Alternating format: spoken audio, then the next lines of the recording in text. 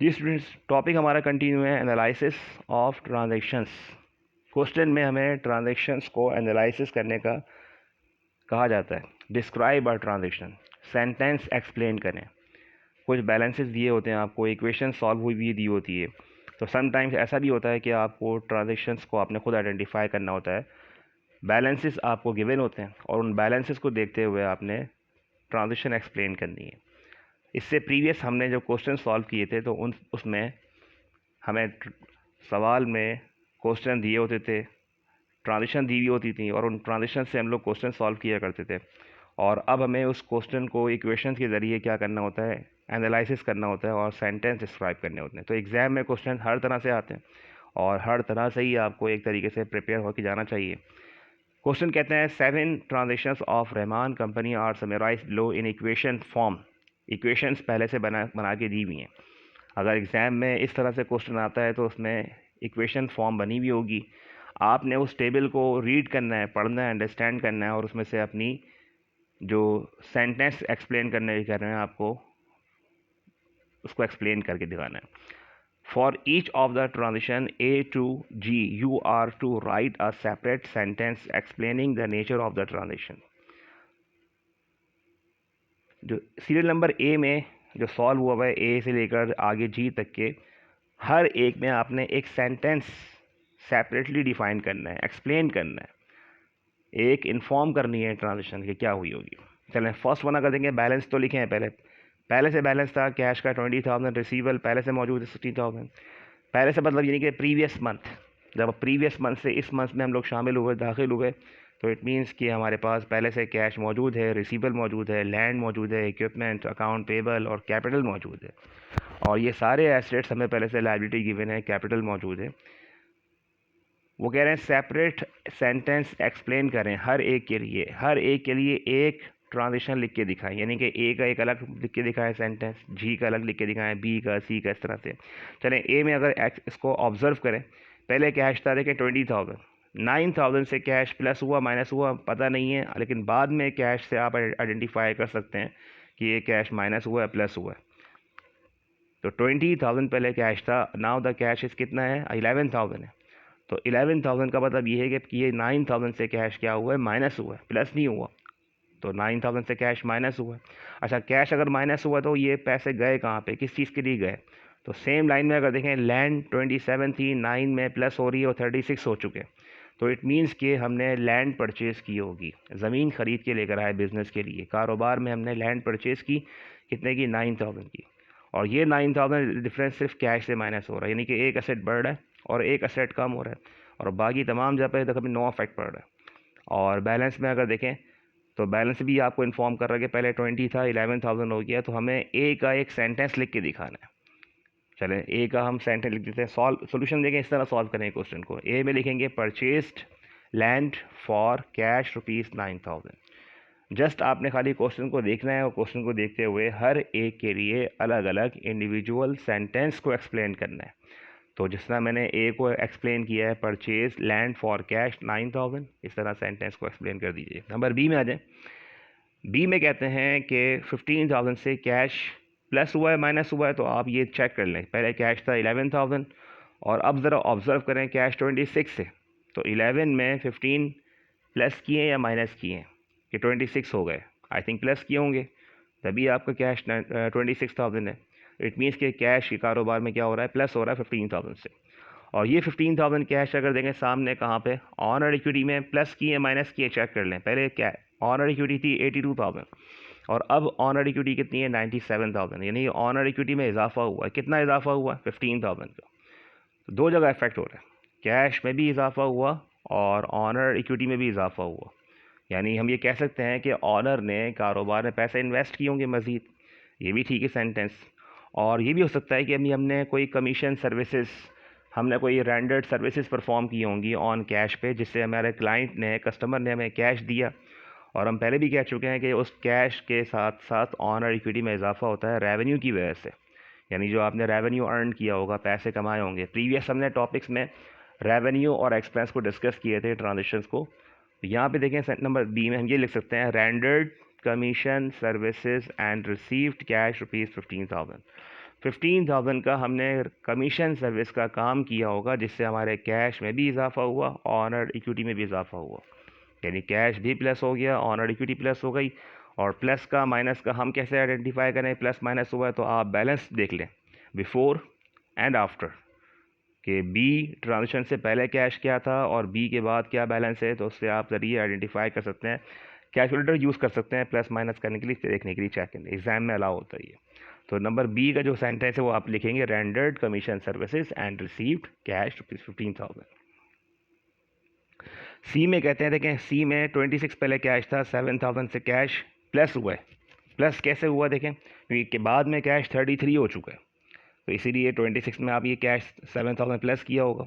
इसी तरह 16,000 था अकाउंट रिसीवेबल, किसी कस्टमर से, किसी क्लाइंट से आपको पैसे रिसीव करने थे, लेने थे पहले से, इसका ये इस मंथ से पहले, यानी कि ए से पहले भी जो रिसीवेबल था वो 16,000 आपका मौजूद था। 16,000 में 5,000 क्या हुआ, प्लस हुआ है, यानी कि अकाउंट रिसीवेबल में इजाफा हुआ है। कितना इजाफा हुआ है, 5,000 का, तो 21 हो गया, यानी कैश में इजाफा हुआ, कैश में प्लस हुआ 7,000 और 5,000 से रिसीवेबल में इजाफा हुआ है। अच्छा, अब ये देखें 7 + 5 कितना है, 12, और ये 12,000 का जो डिफरेंस है वो कहाँ पे आ रहा है, इक्विपमेंट में आ रहा है। और ज़रा इक्विपमेंट को चेक करें, 37 था, 12 प्लस नहीं हुआ बल्कि माइनस हुआ, क्योंकि इक्विपमेंट अब कितना है, 25,000 है। अच्छा, इक्विपमेंट माइनस कैसे हुआ, क्योंकि हमने इक्विपमेंट सोल्ड कर दिया होगा, बेच दिया होगा। अगर बिज़नेस में, कारोबार में एसेट कैश आया और इक्विपमेंट हमारे पास से गया, और साथ में एक और अकाउंट पे इफेक्ट पड़ रहा है, वो है अकाउंट रिसीवेबल, तो कुछ बात समझ में आ रही है कि सेंटेंस हमें क्या लिखेंगे, एनालाइज करना है सेंटेंस को, कि इक्विपमेंट हमारे पास से माइनस हुआ, इट मीन्स कि हमने सोल्ड कर दिया होगा। इक्विपमेंट अगर बढ़ रहा है तो इट मीन्स कि हमने परचेज़ किया, ख़रीदा होगा। यहाँ पे इक्विपमेंट में इजाफा नहीं हुआ बल्कि इक्विपमेंट माइनस हुआ है, कम हो गया। कितने का माइनस हुआ, 12,000 का। 12,000 का इक्विपमेंट माइनस हुआ है, और वो 12,000 7,000 कैश में प्लस हो रहे हैं और 5,000 अकाउंट रिसीवेबल प्लस हो रहे हैं। तो हम ये कह सकते हैं कि भाई हमने इक्विपमेंट बेचा होगा, 12,000 की चीज़ बेची होगी, जिसमें से सामने वाले शख्स से हमने 7,000 हैंड टू हैंड ले लिए होंगे, और 5,000 उस शख्स ने भी हमसे प्रॉमिस किया होगा कि पैसे मैं आपको बाद में दे दूँगा। तो अगर हमने अपने 12,000 की चीज़ बेच दी और 7,000 पैसे हमने हैंड टू हैंड रिसीव कर लिए, और 5,000 अभी पैसे मिलना बाकी हैं, तो सेंटेंस क्या लिखेंगे, हमने समझ तो ली बात को। जब हम बैलेंस को देखते हैं तो उन बैलेंसेस को देखते हुए, प्लस को, माइनस को, इक्विपमेंट माइनस हुआ, प्लस हुआ, कैश प्लस हुआ, या इस तरह से, तो प्लस माइनस देखते हुए आपने इस सेंटेंस को एक्सप्लेन करना है, इसको डिस्क्राइब करना है। तो क्या लिखेंगे, सोल्ड सम इक्विपमेंट कॉस्टिंग ₹12,000। जो मैं बात अंडरस्टैंड कर सका हूँ कि भाई इक्विपमेंट को आपने सेल आउट किया होगा, सोल्ड किया होगा, कितने का सोल्ड किया होगा, 12,000 का, जिसकी वजह से आपका इक्विपमेंट माइनस हो गया, कम हो गया। जब किसी चीज़ को आप बेच देते हैं तो बेचने से वो इक्विपमेंट, वो चीज़ कम हो जाती है, परचेज़ नहीं किया, ख़रीदा नहीं होगा, ख़रीदते तो बढ़ता। तो sold some equipment costing ₹12,000, costing means कि उसकी कीमत थी कितनी, 12,000, और फॉर कैश, कैश पर बेचा, कैश पे कितना बेचा, 7,000, एंड ऑन क्रेडिट कितना, 5,000, यानी 12,000 की चीज़ 7,000 रुपये कैश और 5,000 रुपये उधार पे बेच दी, और 7,000 और 5,000 जमा करें कितना होता है, 12,000, यानी कि आपने पूरी वो चीज़ 12,000 की चीज़ 12,000 में ही बेची है। कोई लॉस, कोई गेन नहीं हुआ। अगर कोई लॉस या गेन होता तो कैपिटल में यहाँ पे कोई डिफरेंस आ रहा होता। डिफरेंस किसी चीज़ का, भाई अगर हमने उस चीज़ को फ़ायदे पे बेचा, गेन पे बेचा हमने, तो यहाँ प्लस हो रहे होते। हमने अगर लॉस पे बेचा होता तो यहाँ पे माइनस हो रहा होता। तो कैपिटल में, ऑनर इक्विटी में कोई चीज़ प्लस माइनस नहीं हो रही। इट मीन्स कि हमने 12,000 की चीज़ 12,000 में बेची है। बस फ़र्क इतना है कि 12,000 की चीज़ हमने 12 में बेची है, तो क्लाइंट से, कस्टमर से कुछ पैसे मिल चुके हैं और कुछ पैसे भी मिलना बाकी हैं। कितने पैसे मिल चुके हैं, 7,000 कैश मिल चुका है, और बाकी कितने पैसे मिलना बाकी हैं, 5,000। तो ये सेंटेंस हमें इस तरह से एक्सप्लेन करना था। सी के बाद नेक्स्ट डी में आते हैं, और डी में देखें प्रीवियस बैलेंस 33 था, 4,000 cash, I don't know plus हुआ है माइनस हुआ है, तो बाद में जो बैलेंस दिया हुआ है उसको आइडेंटिफाई कर लें। 33 पहले कैश था, 29 हो गया है, तो इट मीन्स पैसे क्या हुए हैं, माइनस हुए हैं, यानी कैश कम हुआ है 4,000 से। अगर प्लस होते तो फिर यहाँ पे कैश ज़्यादा होता, यहाँ तो कैश माइनस में कम, यानी कम हुआ है, तो इट मीन्स कि कैश हमने माइनस की है। अच्छा, ये 4000 और कहाँ से माइनस हुए हैं? ऑनर इक्विटी से माइनस हुए हैं, कैपिटल से माइनस हुए हैं। ये वाला जो कॉलम है वो ऑनर इक्विटी का है, माइनस हुआ है। तो क्या कह सकते हैं हम? ये कह सकते हैं कि हाँ, हमने एक्सपेंस पे किए होंगे, खर्चे पे किए होंगे, क्योंकि हमने प्रीवियस वीडियोस में बताया, आपको इन्फॉर्म किया था कि जब हम बिज़नेस से एक्सपेंसेस पे करते हैं तो इससे हमारे कारोबार के एसेट भी कम होते हैं, ऑनर इक्विटी भी कम होती है। यहाँ से क्या है, कैश भी माइनस हुआ है, ऑनर इक्विटी माइनस हुआ है। आपने नंबर डी ट्रांजेक्शन को एक्सप्लेन करना है, आइडेंटिफाई करना है कि भाई क्या लिखेंगे। कुछ भी लिख दें आप, पेड सैलरीज टू एम्प्लॉयज़ ₹4000, ये भी सही है। और ये भी सही है, paid rent expense, paid advertising expense, या कोई भी एक्सपेंस। तो किसी भी एक्सपेंस का नाम लिख के आप उसको लिखते हैं paid salaries expense to employees. हमने अपने एम्प्लॉयज़ को, मुलाजिमों को तनख्वाहें दी होंगी, जिससे हमारा 4000 से कैश भी कम हो गया, ऑनर क्लेम भी कम हो गया। 18000 से देखें, ई में 29000 से 18000 प्लस हुआ माइनस हुआ, देखें इससे चेक कर लें कि बैलेंस जो है वो बाद में कितना 11000 और पहले कितना था 29000 था। तो इट मीन्स कैश माइनस हुआ।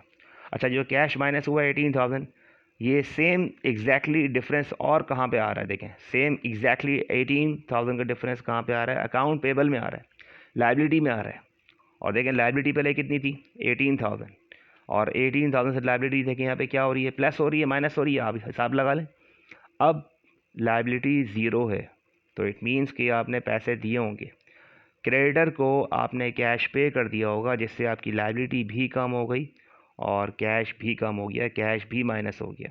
तो यहाँ से देखें कैश भी कम हो रहा है, कितने से कम हो रहा है 18000 से, और ऑनर इक्विटी भी माइनस, लाइबिलिटी माइनस हो रही है 18000 से। तो सेंटेंस लिख के दिखाएं, क्या लिखेंगे नंबर ई में? Paid cash to creditor ₹18,000। हमने 18000 कैश पे किया होगा क्रेडिटर को, जिससे कैश भी कम हो गया और लाइबिलिटी भी कम हो गई। एफ में कहते हैं 16000 से अगर देखें हिसाब लगाएं, पहले कैश था 11 और अब जो है वो 27 हो गया, यानी कैश प्लस हुआ है। अच्छा, यहाँ हिसाब लगाएं रिसीवल का, ये अकाउंट रिसीवल, कस्टमर से पैसे लेने थे आपको 21000, 16000 से प्लस हुआ माइनस हुआ, देखिए यहाँ देखें बैलेंस जो है वो 5000 हो गया। बैलेंस 5000 का मतलब ये है कि आपका रिसीवेबल कम हो गया। अकाउंट रिसीवेबल कम कब होता है? जब जिस कस्टमर से, क्लाइंट से पैसे लेने थे आपने, वो पैसे आपके पास आ गए, यानी वो क्लाइंट आपको पैसे दे गया, वो कस्टमर आपको पैसे दे गया। कितने पैसे दे गया? 16000। 16000 से देखिए रिसीवेबल माइनस हो रहा है और 16000 से कैश प्लस हो रहा है, बाकी और सब जगह नो इफेक्ट है, यानी कि हमने कस्टमर से पैसे रिसीव कर लिए होंगे, जिससे हमारा कैश बढ़ गया। रिसीव मतलब होता है पैसे लेना, तो पैसे लेने से कैश बढ़ गया, कैश में इजाफा हो गया और रिसीवेबल कम हो गया। तो सेंटेंस लिख के दिखाएं, क्या लिखेंगे? Received cash from customer ₹16,000। हमने 16000 कस्टमर से पैसे रिसीव किए होंगे, जिससे हमारा कैश में भी इजाफा हो गया और कैश के साथ हमारा कस्टमर यानी अकाउंट रिसीवेबल कम हो गया। अब आपका जो रिसीवेबल है वो कितना है 5000, यानी अब जो उस कस्टमर से आइंदा पैसे लेने हैं वो कितने लेने हैं 5000 लेने। जिस तरह ये कलेक्शन कस्टमर से आ गई है, इस तरह से ये 5000 भी इन फ्यूचर आ जाएंगे। जब ये पैसे भी आ जाएंगे तो दोबारा से कैश को प्लस कर लेंगे, दोबारा से अगेन रिसीवेबल माइनस कर देंगे। तो ये एफ ट्रांजिशन है। चले लास्ट पे आते हैं, सेंटेंस है जी ट्रांजिशन में कहते हैं 7000 से अगर हिसाब लगाएं कैश क्या हो रहा है 27 था और 7 से माइनस हुआ है प्लस हुआ है, देख लें अब जो कैश है वो कितना है 20000 है। और इसके बाद अगर यहाँ पे हिसाब लगाएं बाकी रिसीवेबल में वही बैलेंस है, इक्विपमेंट वैसे ही है, 25000 था, 15000 परचेज हुआ, ख़रीदा है ये। ठीक है, ये कौन सा कॉलम है? ये जो कॉलम है हमारा इसका नाम है, हमने परचेज़ किया था इक्विपमेंट वाले कॉलम में देखें तो इक्विपमेंट वाले कॉलम में अगर 15000 प्लस हो रहे हैं, 15000 से इक्विपमेंट में इजाफा हो गया, कैश माइनस हुआ है 7000 से, क्योंकि देखिए कैश पहले 27 था अब 20000 है, तो 7000 से कैश कम हुआ है। अच्छा, 15000 का इजाफा इक्विपमेंट में हुआ है, 7000 से कैश कम हुआ है, यानी कि पैसे सारे नहीं दिए। अगर हमने 15000 कैश यहाँ से कम होता तो हम कह सकते हैं हमने इक्विपमेंट को कैश पे ख़रीदा है, लेकिन ऐसा नहीं है। यहाँ पे वो कह रहे हैं कि हमने इक्विपमेंट परचेज़ किया है और इक्विपमेंट ख़रीद के हमने 7,000 पैसे दे दिए, बाकी बचे कितने 8,000 ऑन क्रेडिट। देखिए पहले लायबिलिटी ज़ीरो थी और अब दोबारा से लायबिलिटी क्रिएट हो गई है, लायबिलिटी में इजाफा हो गया, अकाउंट पेबल में इजाफा हुआ कितना 8,000 का। तो हम ये कह सकते हैं कि हमने इक्विपमेंट को ऑन कैश भी ख़रीदा होगा, ऑन क्रेडिट भी ख़रीदा होगा। अच्छा, हम ख़रीदने का वर्ड क्यों यूज़ कर रहे हैं, बेचने का वर्ड यूज़ क्यों नहीं कर रहे हैं? बिकॉज इक्विपमेंट पहले 25,000 था, 15,000 से इक्विपमेंट में इजाफा हुआ, अब कितना हो गया 40,000 हो गया। तो 40,000 का मतलब ये है कि आपने 15,000 की चीज़ परचेज़ की होगी। तो सेंटेंस क्या लिख के दिखाएंगे, जी में लिखेंगे परचेस्ड इक्विपमेंट ऑफ ₹15,000, 15,000 का इक्विपमेंट परचेज़ किया, कॉमा पेड कैश ₹7,000, यानी हमने उसी वक्त हमने कैश पे कर दिया, जैसे जो कि हमें दिख रहा है कि कैश माइनस हुआ यहाँ से देखें, और एंड ऑन क्रेडिट 8,000, यानी हमने ऑन क्रेडिट पे इक्विपमेंट को और उधार पे ख़रीदा, यानी कि एंड रिमेनिंग बैलेंस, जो पैसे हैं रिमेनिंग बैलेंस है वो कितना है, वो 8,000, यानी कि 7,000 का हमने कैश पे ख़रीदा, उधार पे ख़रीदा 8,000 का, तो इक्विपमेंट आया कितने का 15,000 का। ये भी सही है सेंटेंस। और इस तरह लिखना चाहेंगे purchase equipment of ₹15,000, paid cash 7,000 and remaining balance on credit, और आप 8,000 ना लिखें रिमेनिंग बैलेंस में, तो अंडरस्टूड है कि 15 में से अगर 7,000 माइनस करेंगे तो रिमेनिंग बैलेंस भी हम खुद मालूम कर सकते हैं 8,000 का ऑन क्रेडिट पे। तो सेंटेंस को एक्सप्लेन करने के कई तरीके हैं, 1 2 3, अपनी वर्डिंग्स आप जैसे डिफ़ाइन करना चाहें डिफ़ाइन कर दें, बस उसका जो रेलेवेंट होना चाहिए उस वर्डिंग के हिसाब से, जो इक्वेशन जो बता रही है उस हिसाब से वो सेंटेंस पूरा अपना उसका मीनिंग्स हो पूरा। तो ये जो सेंटेंस इस क्वेश्चन था, इस क्वेश्चन का नाम था एनालिसिस ऑफ ट्रांजिशन। इस क्वेश्चन में हमने इक्वेशन को देखते हुए, टेबल को देखते हुए तमाम ट्रांजिशंस को एनालिसिस किया।